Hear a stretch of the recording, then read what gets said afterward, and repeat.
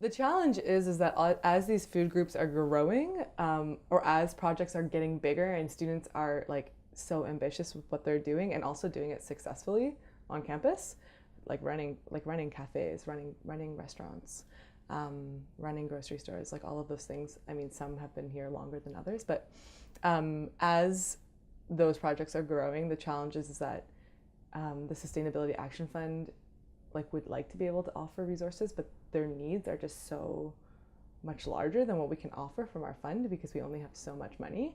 So I think that the challenge, or like a long-term challenge or something we need to think about, or we are thinking about, is like where we can position our organization so that we actually can offer relevant support to projects that are growing, or potentially handing those larger projects off to another funding body in the community and really focusing on smaller projects. I think that that's just something to think about. And every time we have a new board of directors come in, like we have a different visioning process because those are ultimately the people who are making decisions on where our funding is going.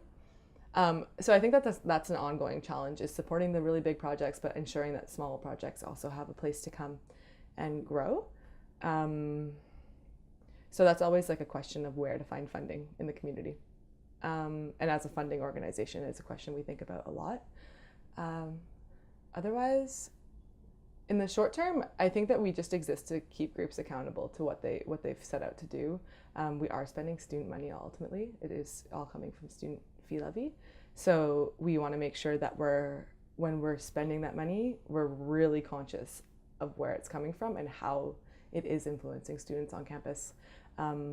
So that's a conversation we have at every single board meeting about every project. Like if we're going to give a project $20,000, like that's $20,000 of student money that needs to be like accounted for. It needs to go towards like improving the culture of sustainability for students on campus.